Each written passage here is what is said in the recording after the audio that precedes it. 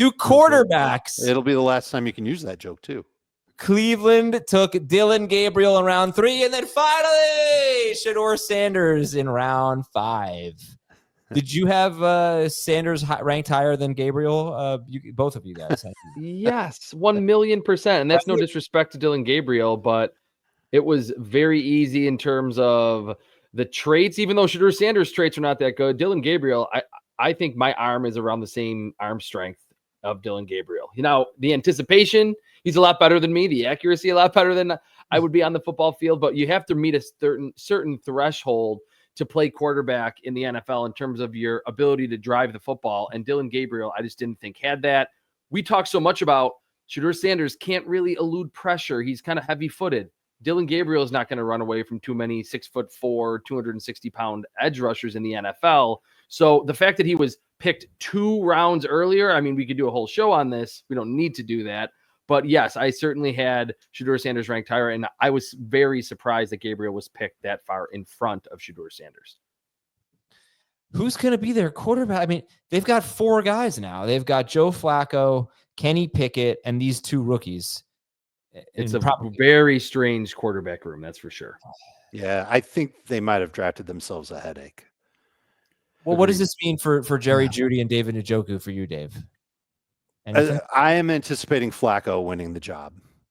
Mm-hmm. Until we hear otherwise about, wow, Shedeur Sanders is looking outstanding at camp, or, hey, Kenny Pickett is really giving Flacco a run for his money, or Joe Flacco is walking back to the trainer's room for the 3rd time this week with ice on his shoulder, and there's questions about his durability. Like, short of that, Flacco's got the ability. The coaching staff has to love him after what he did for them a couple of seasons ago. I can't imagine Cleveland doing anything but going into the season with Flacco at quarterback, and that's going to be great for Jerry Jeudy. That's another guy, another veteran who won, because 4 days ago, we thought, Travis Hunter's going to go to Cleveland. He's going to take work away from Njoku and Jerry Jeudy. Nope, Jacksonville moves up to get him. It keeps Jerry Jeudy very much alive in fantasy. And Njoku's numbers, I can look it up for you if you want me to, but with Joe Flacco, they were ridiculously good 2 years ago. And Njoku's numbers last year without Deshaun Watson were ridiculously good without Joe Flacco. And so now he's going to have that opportunity to still be that short area target. Jeudy can work further downfield. Flacco is only going to target those 2 guys. I don't think that he's going to go crazy looking for other wide receivers in Cleveland. And as long as Cleveland's competitive, Flacco will be under center. Now, when Cleveland isn't competitive, that could be when we see Shedeur Sanders or Dillon Gabriel or Kenny Pickett, taking over just to see what they can do. And Cleveland starts to evaluate what these guys are to their team moving forward. I'm hoping that Shedeur Sanders rises to the occasion. I think his talent was good. I'm not going to say that it was amazing. I thought that he was the 3rd best quarterback in the draft. I think that he has potential to play in the NFL, and I'd like to see him get the opportunity to do it. And I think Cleveland was actually, it's kind of silly to say this because they passed on him 6 times before they took him, but I think they were smart to take him. And so they'll figure out what they're doing in their quarterback room, and it probably means they're trading one of these guys. And I doubt it's going to be Flacco unless both rookies are good, or Pickett and one of the rookies are good. And I doubt it's going to be one of the rookies because they just drafted them. So I hope Kenny Pickett is renting in Cleveland and not owning. Kenny Pickett to the Steelers makes too much sense. Just kidding. I would say Kenny Pickett to the Saints makes too much sense because he's already worked and started for Kellen Moore. He did that last year in Philadelphia. I believe he's got relationships with other coaches on the Saints offense. To me, that would make a ton of sense, is for New Orleans to flip Cleveland a pick.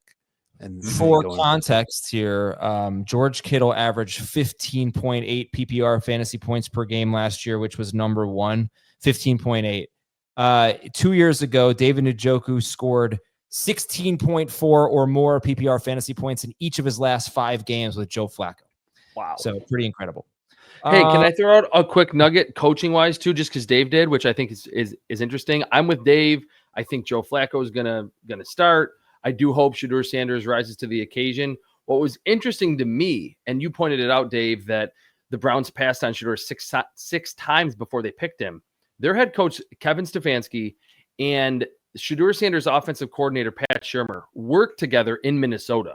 So I'm not going to say that the offense is like the exact same. I can't say that I know the playbook. It's not, but you would think that, I mean, maybe Pat Shurmur, sent a couple of texts to Kevin Stefanski saying like, hey, maybe this is not someone that you want to pick, but at least there is a coaching connection that those two know each other. And yes, Pat Shurmur wanted to throw the ball more. They barely ran it, but I think Shedeur is kind of built for the play action bootleg, can throw a little bit on the run type of offense that is very structured and actually doesn't want their quarterback to be improvising and creating off structure a lot, which is kind of tells the story of the formulation and the current state of their quarterback room in Cleveland.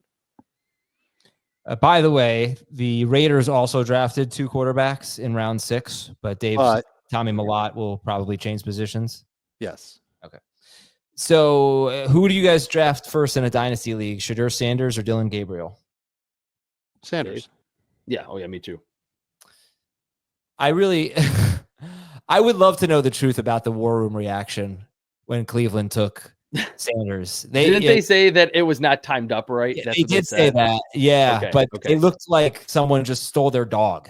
It looked really somber. Sanders. Yeah, it was weird. Didn't they have a bunch of fans in the draft room? Like there were a bunch of people wearing Browns Give Back shirts, something to that effect. Okay. It did not look like the back of the room had a lot of scouts there. No. And so I wonder if they were annoyed because their draft room had been infiltrated by some deserving fans. To me, what was interesting about that video is earlier, and maybe this was just, first and second round compared to the 5th round. Early on, when they went to the Browns war room, I was mostly watching NFL Network.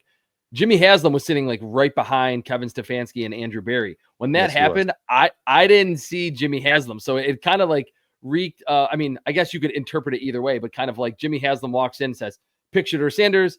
Now I'm getting out of the shot, so I don't want anyone to be like zeroing in on my facial expressions during this. That's like instantly what I thought of too, beyond like the, again, somber demeanor that almost everyone had up front.